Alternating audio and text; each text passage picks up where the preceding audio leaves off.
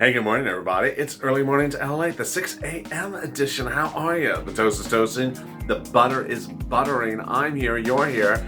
And did you crush the weekend? I don't think Monday will crush you today because it's a federal holiday. Banks are closed. Wall Street is closed. The markets are closed. Local government is closed. And Congress will be doing much of nothing, as they usually do. No, but today and potentially tomorrow, you could see the third stimulus package bill. And overnight, we got indications for the first time that there's not one, not two, but now 3 senators who are going to hold up the bill who are Democrats, unless the bill goes bigger and bolder and stops paying out things that have nothing to do with stimulus. It's incredible, great news. I have all those details as well. Meantime, overseas, those markets are open. And in England, the English markets are trading up higher after really disappointing numbers on Friday, showing that 2020 was the worst year in many, many years of recorded history. Elsewhere, new push is underway to modify items of the third stimulus package, but some people are very excited about that $35,000 stimulus check on the third stimulus package. It's in there. It's confirmed. I'll have the details. If you're ready to rock and roll, let's get to it. This is Early Mornings LALATE.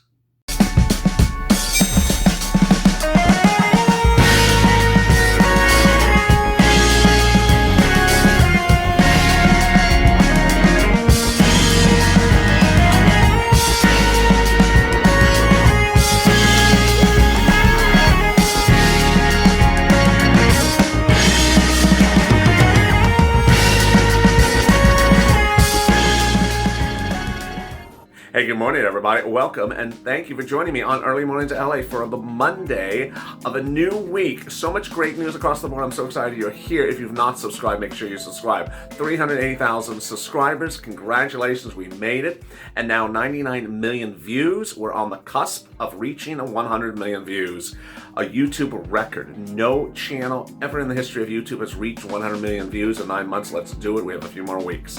Let's get over that finish line. Make sure you watch all of today's videos. We debuted Early Mornings with EIDL at 1, and then FPUC at 2, and then this show, and then I'm back with you in 30 minutes from now with a continuation of Early Mornings LA, and then at 8:30 with continuation with Mornings LA. If you've not subscribed, make sure you subscribe. Also like this video. And if you've not become a member, consider becoming a member. Purple Hawk, Purple Power, or Calcino VIP. The link to become a member is over in the chat and also in the description. If you need help with rent, utilities, reach out to the volunteers. They're in the description as well. news.la.com/community. And over on the side here is an instant chat. That instant chat is featured every day here on Early Mornings LA. It's a great community.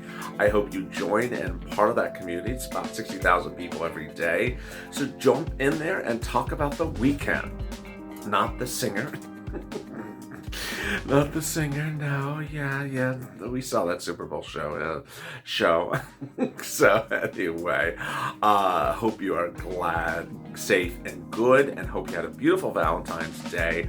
And yet, even though I love you, you didn't bring me bacon.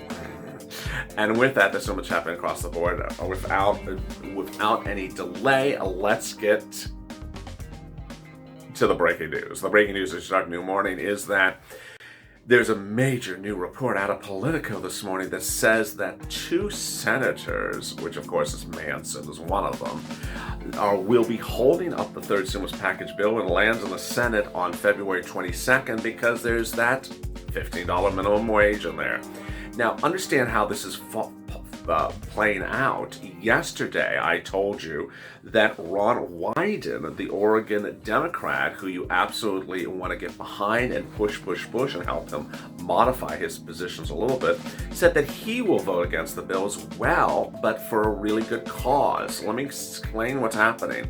Suddenly, a movement is on hand for what often happens in the Senate. Senate Democrats don't all think alike. House Democrats all walk like they are part of the Rockettes.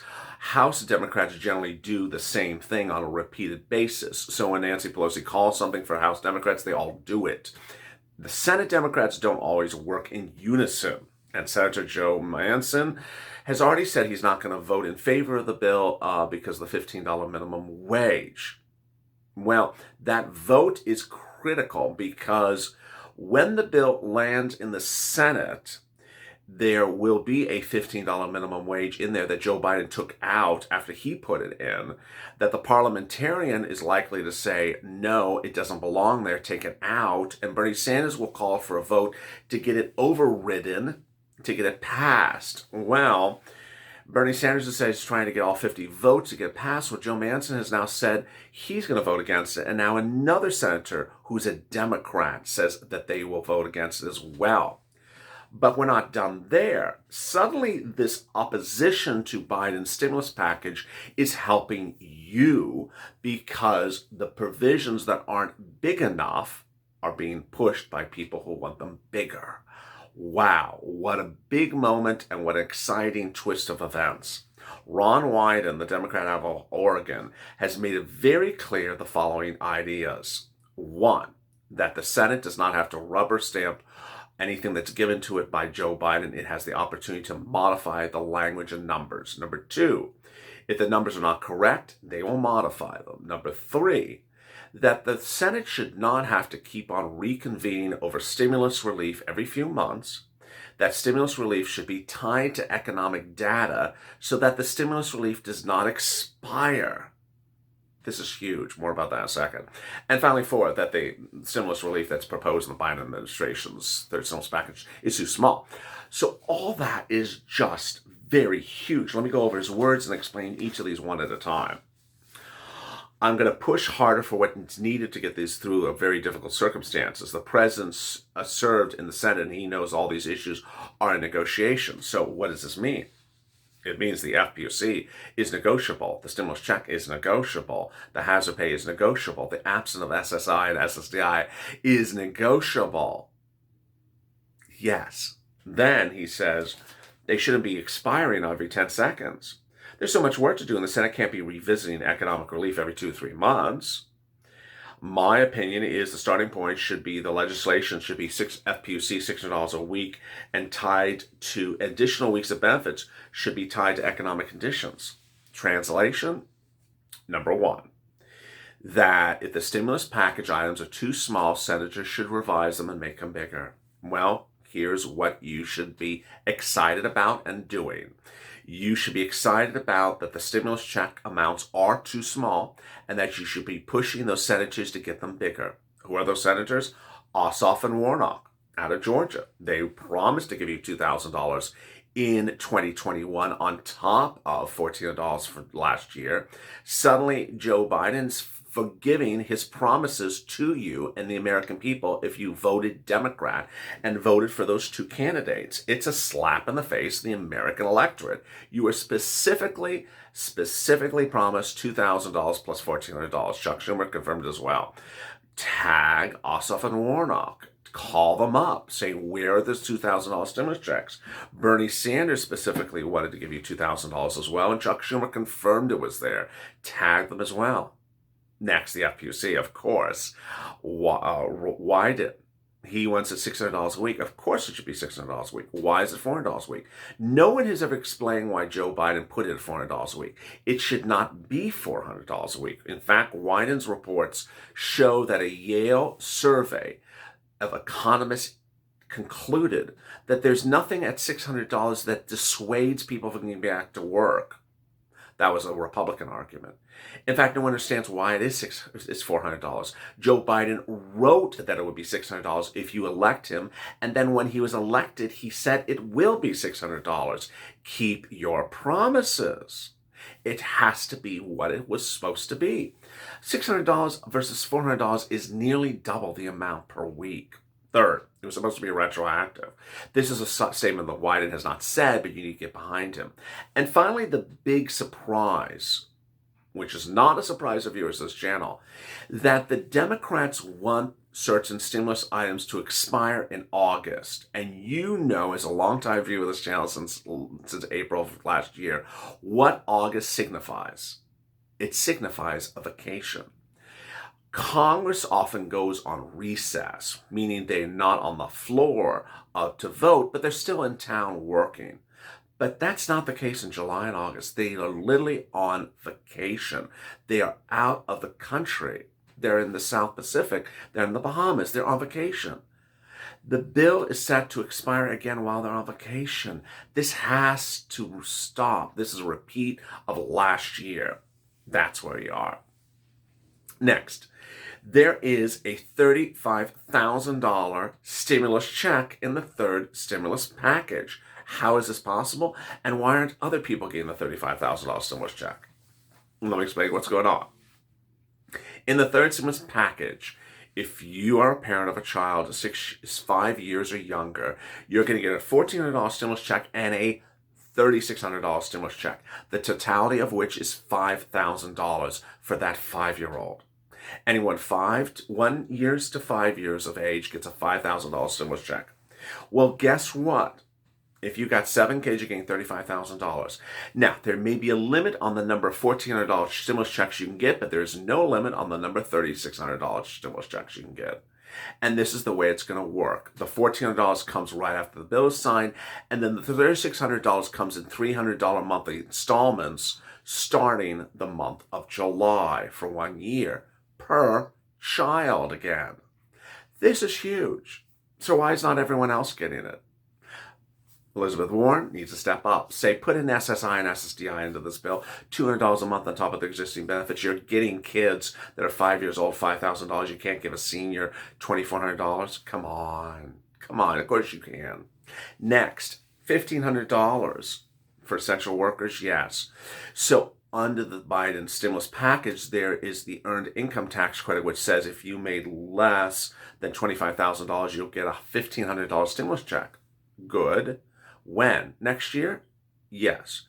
No bueno. The check needs to be paid now. It needs to be paid like the child tax credit now as an advance in 2021.